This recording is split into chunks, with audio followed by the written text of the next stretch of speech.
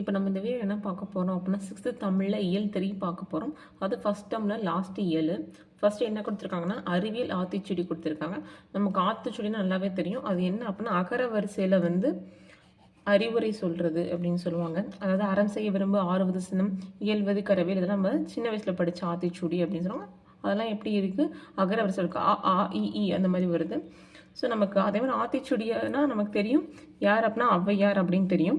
அதே மாதிரி புதிய ஆத்திச்சுடி அப்படின்னா பாரதியார் அப்படின்னு சொல்கிறாங்க. இப்போ வந்து நம்ம டெக்னாலஜிக்கு ஏற்றபடி என்ன நடந்திருக்கு அப்படின்னா அறிவியல் ஆத்திச்சுடி வந்திருக்கு அப்படின்னு சொல்கிறாங்க. காலத்துக்கேற்ப அறிவுரை கூறுறாங்க அப்படின்னு. ஃபஸ்ட்டு ஆத்திச்சுடியிலேருந்து என்ன வந்துச்சு புதிய ஆத்திச்சுடி. ஆத்திச்சுடி யார் ஔவையார், புதிய ஆத்திச்சுடி பாரதியார், இதே அறிவியல் ஆத்திச்சுடின்னு இப்போ வந்திருக்கு அப்படின்றாங்க. ஸோ அதை பற்றி நம்ம பார்க்கலான்னு கொடுத்துருக்காங்க நுழைய முன்னில். இதான் கொடுத்துருக்காங்க. அறிவியல் சிந்தனைக்குள் ஆய்வில் மூழ்கு இயன்றவரை புரிந்து கொள் ஈடுபாடுடன் அணுகு அந்த மாதிரி கொடுத்துருக்கு.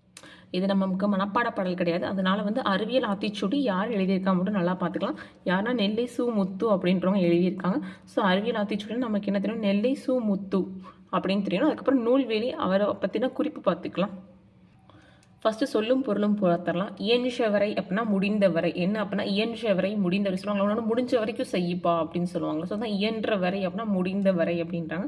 ஒரு மித்து அப்படின்னா ஒன்றுபட்டு, ஒரு மித்து அப்படின்னா ஒன்றா இருக்கிறது. ஸோ அதான் ஒன்றுபட்டு அப்படின்னு சொல்லலாம். ஔடதம்னா மருந்து. இது ரொம்ப ரொம்ப இம்பார்ட்டன்ட். நிறைய இடத்துல PYQ கேட்டிருக்காங்க. ஔடதம்னா மருந்து. அதெல்லாம் நம்ம ஸ்கூல் டேஸ்லேயும் பார்த்துருப்போம். ஔடதம் அப்படின்னா மருந்து அப்படின்றது. சரி நூல்வெளி பார்க்கலாம். ஃபர்ஸ்ட் என்ன கொடுத்துருக்காங்க அப்படின்னா தம்மை ஒத்த அல நீளத்தில் சிந்திப்பவர் அப்படின்னு சொல்லியிருக்காங்க. அது எப்படி சொல்கிறாங்க அப்படின்னா அப்படி வந்து டாக்டர் APJ அப்துல் கலாம் இருக்காங்கல்ல அவங்க வந்து இவரை பாராட்டியிருக்காரு அப்படின்னு சொல்கிறாங்க. என்ன பாராட்டியிருக்காங்க, தம்மை ஒத்த அலநீளத்தில் சிந்திப்பவர் அப்படின்னு சொல்லி யாரை சொன்னா மேபி அப்படி கூட கொஸ்டின் கேட்கலாம். யார் அப்படின்னா டாக்டர் அப்துல் கலாம் இருக்காங்க, APJ அப்துல் கலாம் சார். அவங்க வந்து நெல்லை சு முத்து அவங்கள சொல்லியிருக்காங்க அப்படின்றத ஃபர்ஸ்ட் பாயிண்ட்.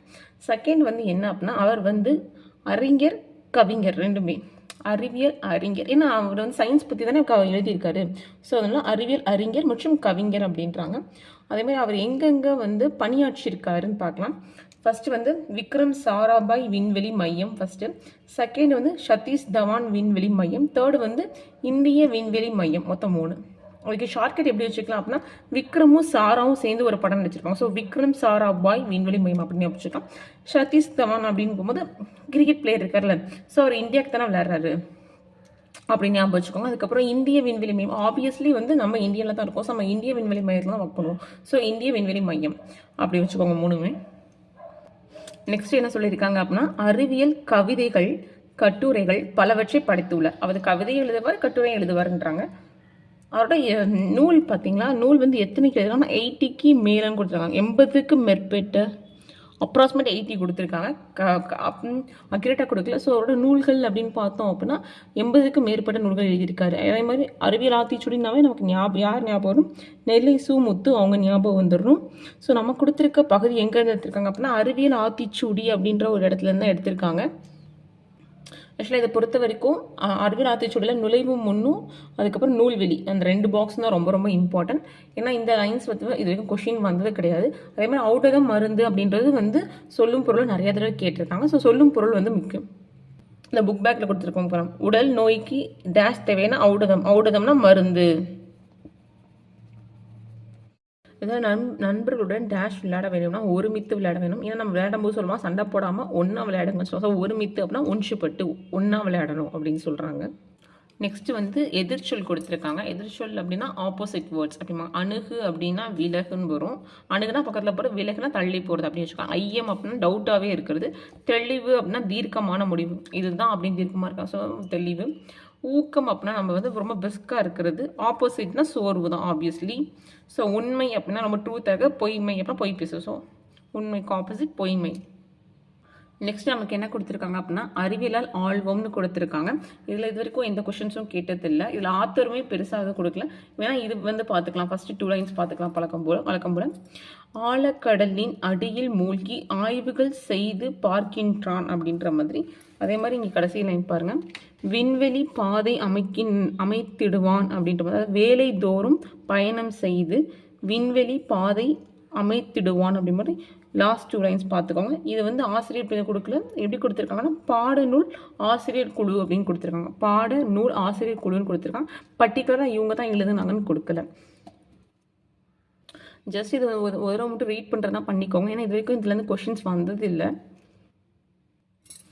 பாரதியார் என்ன அப்படின்னா, வானை அளப்போம் கடல் மீனை அளப்போம் சந்திர மண்டலத்தில் கண்டு தெளிவோம் சந்தி தெரு பெருக்கும் சாஸ்திரம் படைப்போம் சாஸ்திரம் கற்போம். சொன்னது யாருன்னா பாரதியார். இதுக்கு எப்படி ஷார்ட்கட் வச்சுக்கலாம், கண்டிப்பாக பாரதியாருங்கும் போது நமக்கு வந்து எப்படின்னா வானையே அளக்கும் போது மீன் கடல் விட்டுருவாங்களா, ஸோ கடல். ஸோ வானையே அளக்கும் போது கடல் மீனை விட்டுருவாங்களா, ஸோ வானை அளப்பம் கடல் மீனை அளப்பம் அப்படின்றது. ஸோ வந்து வானை அளக்கும் போது சந்திரம் வளர இருக்கு, ஸோ சந்திர மண்டலத்தை கண்டு தெளிவோம் அப்படின்றது. அது வந்து இம்பார்ட்டன்ட் லைன். பாரதியார் பற்றி நமக்கு டைரெக்டாக கவர் ஆகுது. ஸோ அதனால் பாரதியார் கோட்ஸ்லாம் வந்து மேக்ஸிமம் வந்து நம்ம தனியாக எழுதிக்கலாம், இல்லாட்டி நம்ம நல்லா 1க்கு 2 டைம்ஸ் 3 டைம்ஸ் ரீட் பண்ணிக்கலாம். நெக்ஸ்ட் என்ன கொடுத்துருக்காங்கன்னா, கணினியின் நண்பன்னு கொடுத்துருக்காங்க. இதில் என்ன சொல்லியிருப்பாங்க அப்படின்னா, நம்ம வேலைகள் வந்து சுலபமாக்குறதுக்காக நம்ம வந்து இயந்திர மனிதர்களை தான் ரோபோட்ஸ் யூஸ் பண்ணுறோம்ல. இப்போ வீட்டிலலாம் இது பண்ணுறதுக்கு க்ளீனிங் மிஷின் யூஸ் பண்ணுறோம்ல, இப்போ வாஷிங் மிஷின் யூஸ் பண்ணுறோம், கிரைண்டர் யூஸ் பண்ணுறோம், மிக்ஸி யூஸ் பண்ணுறோம். அந்த மாதிரி அது மட்டும் இல்லாமல் வேக்யூம் கிளீனர் யூஸ் பண்ணுறோம்ல, ஆட்டோமேட்டிக் வேக்யூம் கிளீனர்லாம் இருக்குது. ஆன் பண்ணோம் அப்படின்னா அதுவே க்ளீன் பண்ணிக்கும். ஸோ அந்த மாதிரி நம்ம வந்து மிஷின் சார்ந்து நம்ம நிறைய யூஸ் பண்ணுறோம். ஸோ அதை தான் இங்கே கொடுத்துருக்காங்க. எதுக்கு யூஸ் பண்ணுறோம் அப்படின்னா, வீடுக்கு யூஸ் பண்ணுறோம், அலுவலகம். ஏன்னா நம்ம வந்து வீட்லேயும் யூஸ் பண்ணுறோம், ஆஃபீஸ்லேயும் யூஸ் பண்ணுறாங்க, தொழிற்சாலை, ஃபேக்ட்ரிஸ், மருத்துவமனை. ஸோ நான் சொல்கிறது வீட்டில் யூஸ் பண்ணணும் அப்படின்னு சொல்கிறேன். இதே வந்து ஃபேக்ட்ரிஸ், மெடிசின் ஃபீல்டு அப்படிங்கும்போது அவங்க இன்னும் அட்வான்ஸாக வந்து நிறைய மிஷின்ஸ் யூஸ் பண்ணுறாங்க. ஸோ அதை தான் சொல்கிறாங்க. பேசிக்காக என்ன போடுறோன்னா, கணக்கு போடுற இயந்திரம் அப்படின்னா கேல்குலேட்டர். கற்றுத்தரும் இயந்திரம் அப்படின்னா வந்து நம்ம வந்து இப்போது டிஜிட்டலில் ஆன்லைனில் எவ்வளோ படிக்கிறோம் நம்ம. ஸோ அந்த மாதிரி அப்புறம் வேலை செய்யும் இயந்திரம் நான் சொல்கிறேன், இந்த வேக்யூம் கிளீனர் அந்த மாதிரிலாம். விளையாட்டு இயந்திரம் அப்படிங்கும்போது நிறைய கேம்ஸ் இருக்குது, வீடியோ கேம்ஸ் இருக்குது. அந்த விஷுவலாக வந்து பேசி விளையாடுற மாதிரி இருக்கும், ஃபீல் பண்ணுற மாதிரிலாம் இப்போ வந்து அட்வான்ஸ் கேம்ஸ் நிறையா இருக்குது. அதை போட்டு நம்ம இது பண்ணோம்னா நம்ம எங்கே இருக்கோம், நம்ம சுற்றி இருக்கிறது தெரியாது, நம்ம வந்து அங்கே விஷுவலாக ஃபீல் பண்ணுவோம். ஸோ அந்த மாதிரி நிறைய அட்வான்ஸ்டு டைப்ஸ் ஆஃப் கேம்ஸ்லாம் இப்போ இருக்குது. ஸோ அதை தான் நம்ம சொல்கிறாங்க.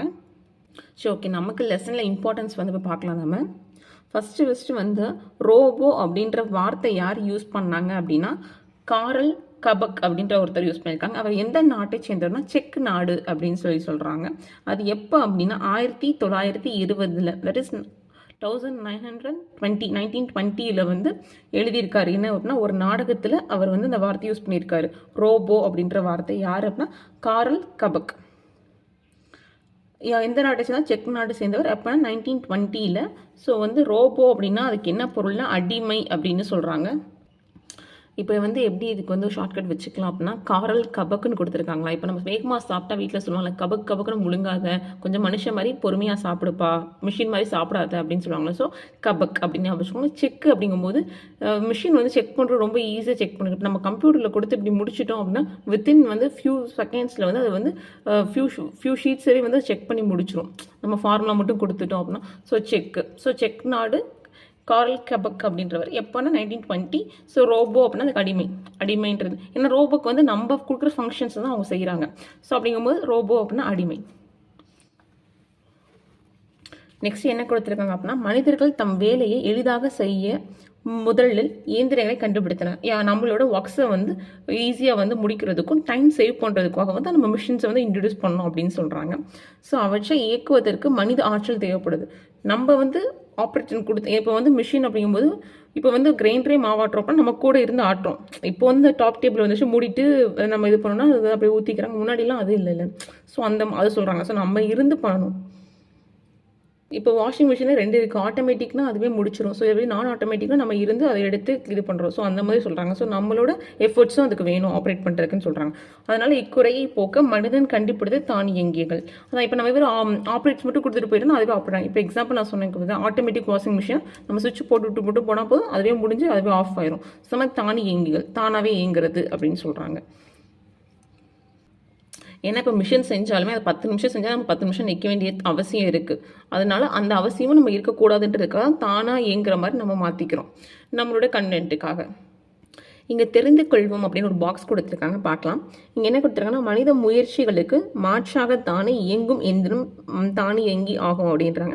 அது வந்து தோற்றத்தில் மனிதன் மாதிரி இல்லாமல் இருந்துக்கலாம், ஆனால் செயல் வந்து மனித மாதிரியே செஞ்சு சக்ஸஸ்ஃபுல்லாக முடிக்கும் அப்படின்னு சொல்கிறாங்க.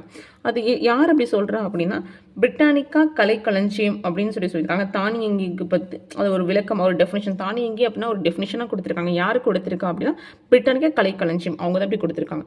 பார்க்க மனுஷன் இல்லாமல் இருக்கலாம், பட் அதோட வந்து ஃபங்க்ஷன்ஸ் வந்து ரொம்ப நேர்த்தியாக இருக்கும், நல்லா முடிச்சு கொடுத்துரும் அப்படின்னு சொல்கிறாங்க. ஆக்சுவலாக தானியங்கிக்கு வந்து எப்படி இருக்கும் அப்படின்னா வந்து ஏற்ற கை கால்கள் அது மட்டும் இல்லாமல் அந்த சூழலுக்கு வந்து உணர்கிற மாதிரி நுண்ணறிவு கருவி கொடுத்துருக்காங்கன்னு சொல்லியிருக்காங்க. அதாவது சென்சார் அப்படிமா, அப்போதைக்கு அந்த சென்ஸ் பண்ணுற மாதிரி அந்த சிச்சுவேஷன் என்ன இருக்குது அந்த மாதிரி சென்ஸ் பண்ணுறதுக்கு சென்சாரும் வந்து கொடுத்துருக்காங்க தானியங்கிக்கு அப்படின்னு சொல்கிறாங்க. என்ன நுண்ணறிவு கருவிகள், சென்சார் அப்படின்றோம். ஓகே, நெக்ஸ்ட் இங்கே என்ன கொடுத்துருக்காங்க அப்படின்னா 1997, அதாவது 1997 வந்து மே மாதம் வந்து சதுரங்க போட்டி நடக்குது. அது என்ன அப்படின்னா உலக அளவு சதுரங்க போட்டி அப்படின்றாங்க. அதில் ஒருத்தர் கலந்துக்கிறாரு, அவர் பேர் என்ன வருது, கேரி காஸ்ப்ரோ அப்படின்றவர் கலந்துக்கிறாரு. ஆக்சுவலாக கேரி காஸ்ப்ரோ அப்படின்ற ஒரு பர்சன் கலந்துக்கிறாங்க. அவங்களுக்கு ஆப்போனண்ட்டாக யார் கலந்துக்கிறாங்க அப்படின்னு பார்த்தோன்னா டீப் ப்ளூ அப்படின்றது அது என்ன அப்படின்னா மின்திறன் கம்ப்யூட்டர், அது சூப்பர் கம்ப்யூட்டர் அப்படின்னு சொல்லுவாங்க. அது எந்த கம்பெனியை சேர்ந்தது அப்படின்னா ஐபிஎம்ஐ சேர்ந்தது அப்படின்றாங்க. ஸோ சதுரங்கம் அப்படின்னா செஸ்ஸு, ஓகேவா. ஸோ வந்து இதில் நமக்கு என்ன தெரியணும், 1997 விளையாடுறாங்க. யார் அப்படின்னா டீப் ப்ளூ அப்படின்ற ஒரு மீத்திறன் கம்ப்யூட்டர், அதாவது சூப்பர் கம்ப்யூட்டர் அப்படின்னு சொல்லுவாங்க. யாரோட அப்படின்னா கேரி காஸ்ப்ரோ அப்படின்றது தான், அது உலகளவில் இது. ஸோ ஆப்வியஸாக யார் ஜெயிப்பா, கம்ப்யூட்டர் தான் ஜெயிக்கும். அதே மாதிரி போட்டியில் வந்து டீப் ப்ளூ தான் ஜெயிச்சிருக்காங்க, வெற்றி வாகை சூடியது. ஆக்சுவலாக இந்த வாகை நேற்று தான் நம்ம கிராமரில் பார்த்தோம், வாகைனா என்னன்னு சொல்லிட்டு. சைடில் அந்த பிக் கொடுத்துருக்காங்க பார்த்தீங்களா, இங்கே வந்து பர்சன் விளையாடுறாரு, இங்கே வந்து இந்த மிஷின் விளையாடுது, அதாவது வந்து டீப் ப்ளூ அப்படின்ற மீத்திறன் கம்ப்யூட்டர். ஸோ வந்து இந்த மாதிரி விளையாடுற பிக் போட்டிருக்காங்க. அண்ட் அதே மாதிரி இந்த பிக் பாருங்கள், ஆக்சுவலாக வந்து ரோபோ வந்து சர்வ் பண்ணுது மனுஷனுக்கு. ஸோ அந்த மாதிரி இந்த மாதிரி இருக்கும்போது அவங்களே வந்து இது பண்ணிக்கும் போது அதை வந்து இப்போது ஸோ இந்த மாதிரி ரோபோ வந்து ஃபுல்லாக சர்வ் பண்ணி இந்த மாதிரி எல்லாமே பண்ணிட்டாங்க அப்படின்னா அங்கே வந்து மேன் எஃபர்ட் ரொம்ப தேவைப்படாது. அதே மாதிரி நம்ம அங்கே வந்து நிறையா வந்து யூட்டிலைஸ் பண்ணணும் நம்ம டைம் அப்படின்றது கிடையாது இல்லை, அதாவது ஒர்க் ரேட்டில் சொல்கிறேன். அண்ட் தென் ரோபோக்கு வந்து ஃபஸ்ட்டு குடியுரிமை கொடுத்த நாடு பற்றி பார்க்கலாம். இதுதான் ரோபோ, அந்த ரோபோ குடியுரிமை வாங்கின ரோபோ சோஃபியா அப்படின்னு. அதுக்கு யார் குடியுரிமை கொடுத்தாங்கன்னு பார்க்கலாம். ஸோ உலகிலே முதன்முறையாக சவுதி அரேபியா தான் வந்து ரோபோக்கு குடியுரிமை வழங்கியிருக்கு. ஸோ எந்த நாடு, சவுதி அரேபியா. ஸோ அந்த ரோபோ பேர் என்ன அப்படின்னா சோஃபியா. அது இல்லாமல் இதுக்கு ஒரு வந்து பட்டம் மாதிரி கொடுத்துருக்காங்க. அந்த பட்டம் யார் கொடுத்தா அப்படின்னா ஐநா சபை கொடுத்துருக்கு. அது என்ன பட்டம் அப்படின்னா ஐக்கிய நாடுகள் சபை புதுமைகளின் வெற்றியாளர் அப்படின்னு கொடுத்துருக்காங்க. ஐக்கிய நாடு சபை என்ன கொடுத்துருக்காங்க, புதுமைகளின் வெற்றியாளர். ஸோ வந்து சோஃபியாவுக்கு பட்டம் கொடுத்துருக்காங்க, புதுமைகளின் வெற்றியாளர். கொடுத்தது யார், ஐக்கிய நாடு சபை. அதே மாதிரி இதுக்கு வந்து குடியுரிமை கொடுத்தது யார், சவுதி அரேபியா. ஓகே, இதுக்கு ஷார்ட்கட் எப்படி பார்க்கலாம்னு பார்த்தா மேக்ஸிமம் நம்ம எல்லாமே வந்து ஐநால தான் கேட்பாங்க. நம்ம இந்தியாவில் எதனாலும் மேக்ஸிமம் வந்து ஐநால தான் கேட்பாங்க. ஸோ அதனால் ஐநா சபை வச்சுக்கலாம். புதுமைகளின் வெற்றியாளர் அப்படின்னா புதுசாக தானே இருக்குது, குடியுரிமை கொடுக்குறதுலாம் புதுசாக தானே இருக்குது. அதுக்காக குடியுரிமை வந்து நீங்கள் ஐநா சபைன்னு போட்டுறாதீங்க. ஐக்கிய நாடு சபை அப்படிங்கும்போது ஐநா எதுக்கு அப்படின்னா புதுமைகளின் வெற்றியாளர். ஏன்னா புதுமையாக ஒன்று கண்டுபிடிச்சா அது வந்து கண்டிப்பாக வெற்றியாக தான் இருக்கும் அப்படின்றாங்க. அதோட பேர் சோஃபியா அப்படின்னு எப்படி ஞாபகம் வச்சுக்கலாம் அப்படின்னா அனியன் படத்தில் வந்து ஒரு பாட்டு வருவாங்க, கண்ணும் நோக்கி அப்படின்னு சோஃபியா அப்படின்னு அது நிறையா விஷுவல்ஸ் காட்டுவாங்க, ரொம்ப டெக்னிக்கலாக அந்த பில்டிங்ஸு அந்த மாதிரிலாம் காட்டுவாங்க. ஸோ அதை ஞாபகம் வச்சுக்கோங்க. ஆக்சுவலாக இங்கே கொடுத்துருக்காங்க. அப்புறம் நுட்பமாக சிந்தித்து அறிவது அப்புறம் நுண்ணு அறிவி. ஆக்சுவலாக நுட்பமாக சிந்திக்கிறதுக்கு தான் நுண்ணறிவு கொடுத்துருக்காங்க. ஸோ தானே இயங்கும் இயந்திரம்னா தானே இயங்கி அப்படிம்பாங்க, தானே இயங்கிறது தான் தானே இயங்கி அப்படின்னு சொல்லுவாங்க. ஓகே, இங்கே ஃபில்லிங் த பிளாங்க்ஸ் கொடுத்துருக்காங்க. மனிதன் தன் வேலையை எளிதாக்க கண்டுபிடித்தவை என்ன அப்படின்னா எந்திர மனிதன். இப்போ பார்த்தோம்ல இந்த ஒர்க், இது காஃபி ஷாப்பில் வந்து அதுவே ஒர்க் பண்ணுற மாதிரி பிக் போட்டிருந்தாங்க. ஸோ அந்த மாதிரி நம்மளோட ஒர்க்கை வந்து ரெடியூஸ் பண்ணுறதுக்காக தான் எந்திர மனிதன் கண்டுபிடிச்சு அப்படி கொடுத்துருக்காங்க. தானியங்களுக்கும் எந்திர மனிதனுக்கும் இடையே உள்ள முக்கிய வேறுபாடு செயற்கை நுண்ணறிவு. ஸோ வந்து தானாக இயங்கிறதுக்கும் இயந்திர மனிதனுக்கும் என்ன டிஃப்ரென்ஸ் அப்படின்னு சொல்லி போட்டிருக்காங்க. உலக சதுரங்க விளையாட்டை வெற்றி கொண்ட மீத்திறன் கம்ப்யூட்டர் பேர் டீப் ப்ளூ. பார்த்தோம்ல டீப் ப்ளூ, அது என்ன ஐபிஎம் அதுலேருந்து இது உருவாக்குனது. டீப் ப்ளூ ஐபிஎம்லேருந்து இது பண்ணது. சோஃபியா ரோபோவுக்கு குடியுரிமை வழங்கிய நாடு சவுதி அரேபியா. இப்போ தான் நான் பார்த்தேன், சோஃபியாவுக்கு வந்து எந்த நாடு வந்து குடியுரிமை வழங்கினா அது சவுதி அரேபியா அப்படின்றது. இதே சதுரங்க போட்டி எப்படின்னா இப்போ நினச்சி 1997 நடந்துச்சு மே மந்தில். மேக்ஸிமம் இயர் அந்த மாதிரிலாம் வந்துச்சுன்னா நீங்கள் நல்லா பார்த்துக்கோங்க. ஏன்னா மேக்ஸிமம் இயர் கேட்கல வாய்ப்பு இருக்குது. ஓகே, நெக்ஸ்ட் என்ன கொடுத்துருக்காங்கன்னா ஒளி பிறந்ததை கொடுத்துருக்காங்க. இது என்ன அப்படின்னா அப்துல் கலாம் ஐயா இருக்காங்களா, அவங்களோட நேர்காணலோட இருக்கிறது தான் இதுன்னு சொல்லியிருக்காங்க. ஓகே, இதில் வந்து நமக்கு என்ன இம்பார்ட்டண்டாக இருக்குன்னு பார்க்கலாம். ஆக்சுவலாக ஃபஸ்ட்டு ஒரு பையன் கேட்பாங்க, உங்களுக்கு எப்படி சயின்ஸில் வந்து எப்படி வந்து ஆர்வம் இருந்துச்சு, அதாவது அறிவியலில் ஆர்வம் வந்துச்சுன்னு கேட்கும்போது ஃபஸ்ட்டு அவர் சொல்லியிருப்பார், அவர் 10 வயசு, அதாவது நான் 10 வயது சிறுவனாக இருந்தபோது என் அறிவியல் ஆசிரியர் பறவைகள் எப்படி பறக்கின்றன என்பதை விளக்கமாக கூறணும். அதாவது எப்படி வந்து பறவை பறக்குது அப்படின்னு சொல்லியிருப்பாங்க. ஸோ அதனால அந்த இருக்க ஆசிரியர் தான் அவருக்கு வந்து சயின்ஸ் எடுத்து படிக்கணும், இந்த மாதிரி ஏரோநாட்டிக்ஸ்லாம் போகணும் அப்படின்னு அப்போ தான் அவருக்கு ஆசை வந்துச்சு அப்படின்னு சொல்லியிருப்பாங்க. அதே மாதிரி தமிழில் வந்து திருக்குறள் தான் அவருக்கு ரொம்ப பிடித்த நூல் அப்படின்னு சொல்லியிருப்பார் தமிழில். ஸோ அதில் என்ன திருக்குறள் கொடுத்துருக்காங்க அப்படின்னா, அறிவு அச்சம் காக்கும் கருவி செருவாருக்கும் உள்ளதாகிகள் ஆக அரண் அப்படின்ட்டு இருக்காங்க. ஸோ இந்த திருக்குறள் பார்த்துக்கோங்க. ஸோ தமிழில் வந்து அவருக்கு ரொம்ப பிடிச்ச நூல் அப்படின்னா திருக்குறள் அப்படின்னு சொல்லியிருக்காங்க. நெக்ஸ்ட்டு அதே மாதிரி சொல்லிட்டு அது வந்து வாழ்க்கைக்கு வலுவு சேர்த்தது அப்படின்னு கொடுத்துட்டு, அதே போல் இன்னொரு நூல் இருக்குது என்ன அப்படின்னா லில்லியன் வாட்சன் அப்படின்னு சொல்லியிருக்காங்க. அது ஆத்தர் நேம். அவர் எழுதின என்னன்னா விளக்குகள் பல தந்த ஒளி, அதாவது லைட்ஸ் ஃப்ரம் மெனி லேம்ப் அப்படின்றாங்க. இது எப்படி ஷார்ட்கட் வச்சுக்கலாம் அப்படின்னா வாட்சன் அப்படின்னா வாட்ச் ஞாபகம் வச்சுக்கோங்க. நம்ம சின்ன வயசில் வாட்ச்லாம் லைட் எரியிற வாட்ச் தான் வாங்கணும்னு சொல்லுவோம். ஸோ அதான் விளக்குகள் பல தந்த ஒளி. ஸோ விளக்கு அப்படின்னு லைட் அப்படின்னு வச்சுக்கோங்க. ஸோ லைட்டு வந்து அடிக்கிற வாட்ச் நம்ம வாங்கணும்னு நினைப்போம். ஸோ அதனால் லில்லியன் வாட்சன். ஸோ அந்த நூல் படிக்கும்போது அவருக்கு என்ன இருக்குது அப்படின்னா அறிவு, தன்னம்பிக்கை, மகிழ்ச்சி, இந்த மூணுமே வந்து நிறையா வந்து அவர் வந்து கெயின் பண்ணேன் அப்படின்னு சொல்கிறாங்க. இந்த நூலில் விளக்குகள் பல தந்த ஒளி யார் எழுதுனா அப்படின்னா லில்லியன் வாட்சன் எழுதுனது. அதில் அவர் என்ன வந்து பெற்று அதாவது கெயின் பண்ணிக்கிட்டாங்க அப்படின்னா அறிவு, தன்னம்பிக்கை, மகிழ்ச்சி. அதே மாதிரி நீங்கள் பண்ணதில் உங்களுக்கு ரொம்ப பிடிச்ச விஷயம், மகிழ்ச்சியான விஷயம் என்னன்னு கேட்டிருக்காங்க. அதுக்கு என்ன சொல்லியிருக்காங்கன்னு பார்க்கலாம். அதுக்கு அவங்க என்ன சொல்லியிருக்காங்க அப்படின்னா போலியோவில் பாதிக்கப்பட்டவங்க வந்து 3 கிலோ எடை, 3 கிலோ எடை, 3 kg 3 கிலோ எடை இருக்க செயற்கை காலை வந்து பொருத்திருப்பாங்க. அப்படிங்கும்போது அது எவ்வளோ கனமாக இருக்கும். 3 கிலோ அப்படிங்கும்போது நம்ம காலை தூக்கி வச்சிடப்போ எவ்வளோ கஷ்டமாக இருக்கும்.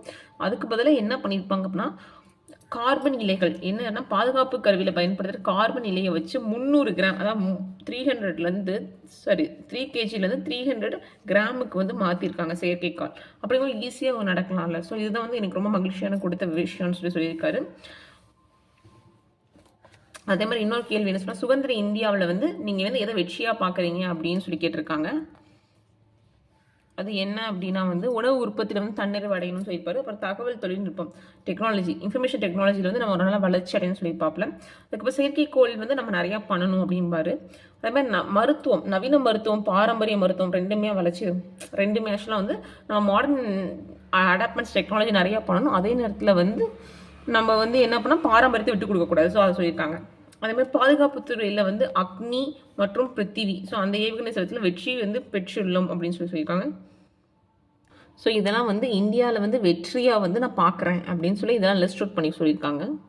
இதே 100 வருஷத்துக்கு பின்னாடி இந்தியா எப்படி இருக்கணும் அப்படின்னு நினைக்கிறீங்கன்னு கேட்டதுக்கு அவங்க என்ன சொல்லியிருக்காங்க அப்படின்னா 1000 ஆண்டுக்கு முன்னாடி நாலந்தா பல்கலைக்கழகம் இருந்துச்சு பார்த்தீங்களா, அந்த அளவுக்கு நம்மளோட எஜுகேஷன் வந்து கல்வி தகுதி முறை இருக்கணும் அப்படின்னு சொல்கிறாங்க. அதே மாதிரி செவ்வாய்க்கோளில் மனிதன் வந்து வாழணும், குடியேறி வாழணும் அப்படின்னு சொல்லியிருக்காங்க.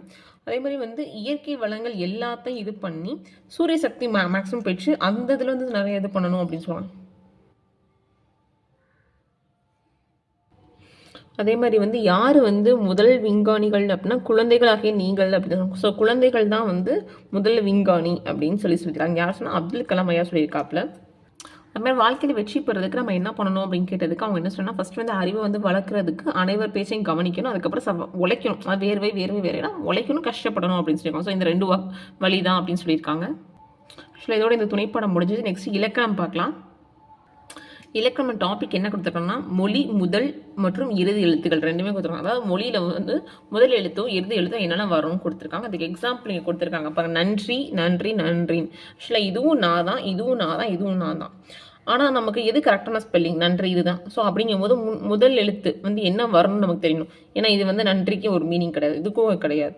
அந்த மாதிரி முதல் எழுத்தும் கடைசி எழுத்தும் என்ன எழுத்து வரும்னு நமக்கு தெரியணும். அதை பற்றி தான் நம்ம படிக்க போகிறோம். எப்படி என்னென்ன எழுத்துக்கள் வரும், என்னென்ன எழுத்துக்கள் வராது அப்படின்னு பார்க்கலாம். ஆக்சுவலாக முதல் எழுத்து அப்படின்னா இதை முதல் எழுத்துன்னு சொல்லுவாங்க. இறுதி எழுத்துனா இதை இறுதி எழுத்து. இதை தான் சொல்ல போகிறோம். மொழிக்கு முதல் எழுத்து என்னவோ இறுதி எழுத்து என்ன அப்படின்னு பார்க்க போகிறோம். ஓகே, முதல் எழுத்துன்னு பார்த்தோம் அப்படின்னா உயிரெழுத்து 12 ஃபர்ஸ்ட் முதல்ல வருன்றாங்க. உயிரெழுத்து 12, உயிரெழுத்துனா அ ஆ இ இருக்குல்ல, அந்த 12 ஃபர்ஸ்ட் வந்துடும் சொல்கிறாங்க. அதுக்கப்புறம் வந்து கா சா தா நா பா மா, இந்த 6ம் வந்து என்ன அப்படின்னா வரிசை. இந்த வரிசைக்கு எல்லா வார்த்தையும் வரும். கானா காக்கா கீ கீ கூ கூ கே கே கை, அந்த மாதிரி எல்லாமே வரும் முதல் ஃபர்ஸ்ட் அப்படின்றாங்க. நெக்ஸ்ட் என்ன கொடுத்துருக்காங்க பாருங்க, ஞா ஞா யா வா, அதில் வந்து சில எழுத்துக்கள் மட்டும்தான் வரும் அப்படின்னு கொடுத்துருக்காங்க. நீங்கள் இந்த மாதிரி தனித்தனி எழுத்தாக பார்த்துக்கணுமா அப்படின்னு கேட்டால் அம்மனே பார்த்துக்க வேண்டாம். இப்போ எப்படின்னா வந்து ஞா ஞா யா வா அப்படின்னு சில எழுத்துக்கள் அப்படின்னா இது மாதிரி டிஃப்ரெண்ட்டாக இருக்கல, அதை பார்த்துக்கோங்க. இப்போ ஞா எனும் வரிசையில் ஞா என்ற ஓர் எழுத்து மட்டுமே முதல் எழுத்தாக வரும் பாருங்க. இதில் இந்த ஒன்று மட்டும்தான் வரும், இது யூனிக்காக இருக்குது. ஸோ இந்த மாதிரி இருக்கிறது பார்த்துக்கலாம், இந்த மாதிரி டிஃப்ரெண்ட்டாக இருக்கிறது பார்த்துக்கலாம். ஓகே, எக்ஸாம்பிள் என்ன அப்படின்னா அங்கனம் இங்கனம் எங்கனம். ஏன் அப்படின்னா இப்போ இது வார்த்தை யூஸ் பண்ணுற தனித்து எங்காமல் சேர்ந்து வந்துருச்சு அப்படின்னு சொல்கிறாங்க. அதே மாதிரி ஞான்ற வரிசையில் ஞா ஞா நே நோ, ஸோ 4 வார்த்தை. இப்போ நம்ம எப்படி பார்த்துக்கலாம், ஞால வந்து இந்த 4 வார்த்தை வரும், யாழனா 6 வார்த்தை வரும், வானா 8 வார்த்தை வரும், அப்படி பார்த்துக்கோங்க. ஏன்னா இப்படி மேக்ஸிமம் கேட்க மாட்டாங்க, இப்படி கேட்க வாய்ப்பு இருக்குது. யாழ வந்து எத்தனை வார்த்தைகள் வந்து மொழி முதல் எழுத்துல வரும் அப்படின்னு கேட்கலாம். ஸோ அதனால் யாங்க வந்து 6 எழுத்து அப்படி பார்த்துக்கோங்க. முதல் என்னென்ன எழுத்து வரும்னு பார்த்தோம், இப்போ வராதுன்னு பார்க்குறோம். அதான் வராத எழுத்து. மெய்யெழுத்து 18 சொல்லில் முதலில் வராது. மெய்யெழுத்து எப்படி வரும், மெய்யெழுத்துக்கும் போது இம்மு இக்கு இச்சு அப்படிங்கும்போது நம்ம புள்ளி வச்சு ஃபஸ்ட்டு தான் வருமா. இப்போ வந்து அம்மான்னு போடும்போது ஆ தான் ஃபஸ்ட்டு வருது, இம்மு செகண்ட் தான் வருது. இப்போ வந்து அடிச்சிட்டோம்னா இதுக்கு தான் மீனிங் இருக்கா, வராது இல்லை. ஸோ அதான் சொல்கிறாங்க மெய்யெழுத்து 18 சொல்லில் முதலில் வராது அப்படின்றாங்க. நெக்ஸ்ட் வந்து டா நா ரா லா லா லா ரா நா, இந்த 8ம் உயிர்மை எழுத்து வரிசையில் வந்து ஓர் எழுத்து கூட கடைசி மொழியில் வராதுன்னு சொல்கிறாங்க. இப்போ அதே தான், ஒரு எழுத்து கூட வராதுன்னா டானா டாட்டா டி டூ டூ டே, அந்த மாதிரி அந்த எந்த எழுத்துமே வராது அப்படின்னு சொல்லியிருக்காங்க. அதனால் தனியாக போட்டுறாங்க. அதே மாதிரி ஆயுத எழுத்து வந்து சொல்லின் முதலில் வராது. ஆயுத எழுத்துனா அக்கு தானே, அக்கு எப்படி தனியாக வரும், அக்கு வந்து தனியாக வராதில்ல. ஸோ அதுதான் கொடுத்துருக்காங்க. நெக்ஸ்ட் வந்து ஞா ஞா யாவா, அந்த உயிர்மை எழுத்து வரிசையில் வந்து அதுவும் வராது. சில எழுத்துக்கள் வந்து குறிப்பிட்ட எழுத்தை தவிர மித்தது வராதுன்னு சொல்லி கொடுத்துருக்காங்க. ஸோ மேக்ஸிமம் ரொம்ப பார்த்துக்காம நீங்கள் கொஞ்சம் குழப்பமாக பார்த்துக்கோங்க. ஆக்சுவலாக முதல் அப்படின்னா அதில் ஏதாவது யூனிக்காக இருக்க பாயிண்ட்ஸு அந்த மட்டும் பார்த்துக்கோங்க. அதாவது வர்றது மட்டும் பார்த்துக்கோங்க, வராது அந்த மாதிரி எதாவது பார்த்துக்கோங்க. ரொம்ப கன்ஃபியூஸ் ஆகாமல் பார்த்துக்கோங்க. ஆனால் இது வரைக்கும் ரொம்ப டெப்த்தாக இந்த எழுத்து வருமா வராதா அப்படின்னு எனக்கு தெரிஞ்சு கேட்டதில்லை கிராமரில், அதாவது தமிழ் இலக்கணத்தில் கேட்டதில்லை. 11th தமிழில் இதோட இன்னும் டெப்த்தாகவே கொடுத்துருப்பாங்க. ஓகே, மொழி இறுதி எழுத்து பார்க்கலாமா. சொல்லின் இறுதியில் வரும் எழுத்து மொழி இறுதி எழுத்து நான் சொன்னேன்ல, கரெக்டாக எண்டிங்கில் வர்றதுன்னு. ஸோ உயிரெழுத்து 12, உயிரெழுத்து 12 இருக்கா. மெய்யெழுத்து, ஸோ உயிரெழுத்தும் மெய்யெழுத்தும் சேர்ந்து உயிர்மெய் எழுத்தாக மட்டுமே இறுதியில் வரும், கரெக்டாக தான். இப்போ எக்ஸாம்பிள் என்ன சொல்லலாம், தலைமை சொல்லலாமா. தலைமை மை வருதா, ஸோ இம்மு கூட்டல் ஐ அப்படி சொல்லலாம், தலைமை அந்த மாதிரி சொல்கிறாங்க. அதே மாதிரி ஞா ஞா ஞா இம்மு ஈ இரு இல்லு இவ்வு இல்லு இல்லு இன்னு. ஸோ இதெல்லாம் என்ன சொல்கிறோன்னா மெய்யெழுத்து. இதை என்ன சொல்கிறோம் 11 இறுதி எழுத்தில் வரும். ஆக்சுவலாக இது மட்டும் ஒரு தடவை பிவைக்கியூவில் கேட்டிருக்காங்க. எப்படி கேட்டிருக்காங்க அப்படின்னா மெய் எழுத்தில் வந்து மொழி இறுதில் எத்தனை எழுத்து வரும், அதாவது 11 எழுத்துன்னு கேட்டிருக்காங்க. என்னென்ன எழுத்துன்னு கேட்டதில்லை, அதான் சொல்கிறேன். இந்த மாதிரி கேட்பாங்களே தவிர என்னென்ன எழுத்து வரும்னு இன்ன வரைக்கும் கேட்டதில்லை. அவ்வளோ ட்விஸ்டாக வரைக்கும் கேட்டதில்லை. மேபி ஃபியூச்சரில் வரலாம். ஸோ கொஞ்சம் லைட்டாக பார்த்துக்கோங்க. ஃபஸ்ட்டு என்ன பார்த்தோன்னா மொழி இறுதியில் என்னென்ன வரும்னு பார்த்தோம். இப்போ என்னென்ன வராதுன்னு பார்க்கலாம். உயிரெழுத்து தனித்து வராது. ஏன் அப்படின்னா வந்து இப்போது எப்படி சொல்கிறது, இப்போ தான் இப்போ எக்ஸாம்பிள் இந்த அம்மான்னு தான் பார்த்தோம், ஃபஸ்ட்டு தானே வருது, லாஸ்ட்டாக வருது. இப்போ பாருங்கள், இந்த மாதிரி தான் மீனிங் இருக்கா, வராதில்ல. ஸோ அந்த மாதிரி சொல்லுவாங்க. உயிரெழுத்து எண்டிங்கில் வராது அப்படின்னு சொல்லுவாங்க. ஆனால் உயிரெழுத்து எப்போ எண்டிங்கில் வரும் அப்படின்னா ஒரே ஒரு கைட்டீட்டியால் வருது. அது என்ன, அளபடையில் வரும். அளபடையில் மட்டும்தான் உயிரெழுத்து வந்து இறுதியில் வரும். அதை வந்து நீண்டு அளபட்டு வர்றது. ஸோ அது வேறு, அதை தவிர மித்தபடி வராதுன்னு சொல்லியிருப்பாங்க. அதே மாதிரி ஆயுத எழுத்து எண்டிங்கில் வராது. ஏன்னா முன்னாடியும் வராமல் எண்டிங்லேயும் வராது, கடைசியிலையும் வராதுன்னு சொல்லியிருப்பாங்க. அதே மாதிரி இக்கு இங்கு இச்சு இட்டு இத்து இப்பு இரு ஆக இயலும் சொல்லு இறுதியில் வராது. ஏன்னா பாருங்க, இப்போ நன்று அப்படின்னு பார்த்தோம் அப்படின்னா இரு தான் வருது. நன்றி அப்படின்னு பார்த்தா இப்படி தான் வருது. இப்படி தான் மீனிங் இருக்கான்னு பாருங்க. இதுக்கு தான் மீனிங் இருக்கா? இல்லை இல்லை. ஸோ அந்த மாதிரி தான் நன்று, நன்றி, இதுக்கு என்ன மீனிங் இருக்குது? நன்றி அப்படின்னா நம்ம நன்றி சொல்கிறோம். நன்று நல்லா இருக்குது அப்படின்னு சொல்கிறோம். இதுக்கு என்ன மீனிங் இருக்குது? ஸோ அந்த மாதிரி சொல்கிறாங்க. இந்த மாதிரி எதுவும் வராது. இப்போ என்ன சொல்லணும் அப்படின்னா சக்கரம்னு வச்சுக்கோங்க. இம்மு தான் வருது. சா இங்கே தான் இக்கு வருது. முன்னாடி சா வருது. ஸோ இந்த எழுத்து எதுவும் பின்னாடி வரல. அந்த மாதிரி தான் சொல்கிறாங்க. அதாவது உயிர்மை எழுத்து ஞா வரிசை சொல்லில் இது வராது. ஸோ இந்த ஞா வந்து நிறைய இடத்துல கொடுக்குறாங்க. ஸோ இந்த ஞாவை மேபி நல்லா பார்த்துக்கோங்க. மேபி இதை வச்சு கேட்கறதுக்கு வாய்ப்பு இருக்குது. ஏன்னா சொல் முதல்ல எப்படி வருது, எப்படி வராது, அதேமாதிரி இறுதியில் எப்படி வரும் வராது அப்படின்னு கேட்டிருக்காங்க. ஸோ நல்லா பார்த்துக்கோங்க. ஏற்கனவே ஞா வந்து என்ன சொன்னாங்க, சொல் முதல் எழுத்துல அந்த ஒரு வார்த்தை மட்டும்தான் வரும் சொல்கிறாங்க. இங்கே இறுதியில் அந்த வரிசையில் எதுவுமே வராதுன்னு சொல்கிறாங்க. அவ்வளோதான் டிஃப்ரென்ஸ். சொல்லி பார்த்துக்கோங்க. நெக்ஸ்ட் வந்து எகர வரிசையில் கேவும் நே அது ரெண்டும் வராது அப்படின்னு சொல்கிறாங்க. இவ்வளோ இதாக பார்க்கணுமான்னா இந்த அளவுக்கு இன்னும் வந்தது கேட்கல. நோ அப்படின்னா ஓரெழுத்து ஒரு மணி துன்பம்னு கொடுத்துருக்காங்க. இது வந்து பிவைக்யூவில் ஓரெழுத்து ஒரு மணி ரொம்ப இம்பார்ட்டன்ட். ஸோ பார்த்துக்கங்க அங்கே வரும்போது கூட.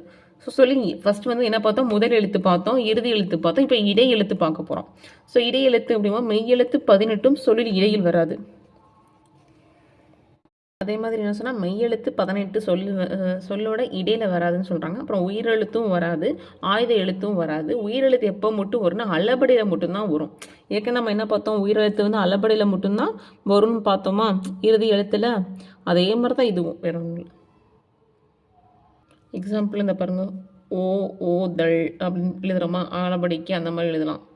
இதுக்கு வந்து இங்கே என்ன எழுதலாம்னா அளபடிக்கு நான் கடைசியில் வருதுன்னா படா அர் அப்படின்னு எழுதலாமா, படா அர் அப்படி எழுதலாமா. அவ்வளோதான் வந்து முதல் எழுத்து இறுதி எழுத்து அதெல்லாம் ஓகே. இப்போ வந்து சர்சிவிராமன் பற்றி ஒன்று கொடுத்துட்டாங்க, பார்க்கலாம்.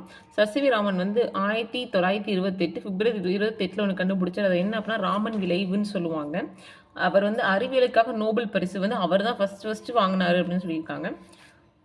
அது என்ன நாள் வெளியிட்டாருன்னா பிப்ரவரி 28. அந்த நாளை தான் நம்ம என்ன பண்ணுறோம், தேசிய அறிவியல் நாள்னு சொல்கிறோம். ஸோ வந்து ஒன்றும் இல்லை, ரெண்டு தான். ஒன்று வந்து என்ன கண்டுபிடிச்சிருக்காருன்னா அவர் வந்து பிப்ரவரி 28 1928 வந்து ராமன் விளைவு கண்டுபிடிச்சார். அதாவது ராமன் ஸ்கேட்டரிங் அப்படின்னு சொல்லுவாங்க. அதை வந்து ஃபஸ்ட்டு நோபல் பரிசு வாங்கியிருக்கு சயின்ஸில் அப்படின்றாங்க. ஸோ அது வந்து என்ன நாள் வெளியிட்டாருன்னா Feb 28. அதை வந்து நம்ம தேசிய அறிவியல் நாள்னு சொல்கிறோம். எதுக்காக அந்த பரிசு கிடைச்சிச்சு அப்படின்னா கடல் நீர் ஏன் நீல நிறமாக காட்சி அளிக்குது அப்படின்னு அவர் கண்டுபிடிச்சிருப்பார். அவ்வளோதான். அவர் எக்ஸ்பிரிமெண்ட்டை எப்படி தொடங்கியிருப்பாருன்றதை மட்டும் பார்த்துக்கலாம். அதுக்கு என்ன யூஸ் பண்ணியிருக்காங்கன்னா ஆவி விளக்கு, பென்சின் மற்றும் நிலமாலை காட்டி இதை வச்சு தான் வந்து அவரோட எக்ஸ்பிரிமெண்ட்டை தொடங்கியிருப்பாருன்னு சொல்லியிருப்பாங்க. மேபி இதை வந்து கொஷின் கேட்பாங்க என்னத்துலாம், பட் வந்து இந்த மாதிரி தனியாக கொடுத்துருக்கதெல்லாம் கொஞ்சம் பார்த்துக்கலாம். நம்ம இருக்காங்க சொல் வளம் கொடுத்துருக்காங்களா, மொழியோட விளையாடு. இங்கே என்ன கொடுத்துருக்காங்க கம்ப்யூட்டர் அப்படின்னா அதுக்கு இங்கிலீஷில் கொடுத்துருக்காங்க. தமிழில் என்ன அப்படின்னா கணினி அப்படின்னு சொல்லுவாங்க. காலிங் பெல் அப்படின்னா அழைப்பு மணின்னு சொல்லுவோம். மிஷின் அப்படின்னா இயந்திரம். ரோபோ அப்படின்னா எந்திரம். கணினி, காலிங் பெல்னா அழைப்பு மணி. மிஷின் அப்படின்னா இயந்திரம். ரோபோ அப்படிங்கும்போது இயந்திர மனிதன். இயந்திர மனிதன். நெக்ஸ்ட் வந்து கலைச்சொல் அறிவம் கொடுத்துருக்காங்க. செயற்கை நுண்ணறிவு அப்படின்னா ஆர்டிஃபிஷியல் இன்டெலிஜென்ஸ் அப்படின்றது. மீத்திறன் கணினி அப்படின்னா சூப்பர் கம்ப்யூட்டர். செயற்கைக்கோள் அப்படின்னா சேட்டிலைட். நுண்ணறிவு அப்படின்னா இன்டெலிஜென்ஸ் அப்படின்றாங்க. என்ன அப்படின்னா செயற்கை நுண்ணறிவு அப்படின்னா ஆர்டிஃபிஷியல் இன்டெலிஜென்ஸ் அப்படின்றது. மீத்திறன் கம்ப்யூட்டர் அதாவது மீத்திறன் கணினி அப்படின்னா சூப்பர் கம்ப்யூட்டர் அப்படின்றாங்க. செயற்கைக்கோள் அப்படின்னா சேட்டலைட்டு. நுண்ணறிவு அப்படின்னா இன்டெலிஜென்ஸ். ஸோ நுண்ணறிவு அப்படிங்கும்போது அறிவு இருந்துச்சு, அதான் இன்டெலிஜென்ட்டாக யோசிக்கணுமா. ஸோ நுண்ணறிவு அப்படின்ட்டு செயற்கைக்கோள் நமக்கு ஆல்ரெடி தெரியும். செயற்கைக்கோள் அமைச்சிருக்காங்கன்னா செய்தியெல்லாம் சொல்லுவாங்க. So satellite. மீத்திறன் அப்படிங்கும்போது சூப்பர். ஏன்னா திறன் வந்து எல்லாம் மீத்திறன் சூப்பராக இருக்கணும். ஸோ சூப்பர் கம்ப்யூட்டர் அப்படின்னு வச்சுக்கலாம். செயற்கை நுண்ணறிவு அப்படின்னா செயற்கையான ஆர்டிஃபிஷியல் தெரியும். ஸோ ஆர்டிஃபிஷியல் இன்டெலிஜென்ஸ் அப்படின்றது. ஸோ இதோட நமக்கு வந்து இயல் 3 முடியுது. அதாவது 6th ஃபர்ஸ்ட் டேர்ம் ஃபுல்லாக கம்ப்ளீட் பண்ணியாச்சு. ஓகே, இந்த வீடியோ பிடிச்சிருந்துச்சுன்னா லைக் பண்ணுங்கள், ஷேர் பண்ணுங்கள், சப்ஸ்கிரைப் பண்ணுங்கள் கைஸ். Thank you so much.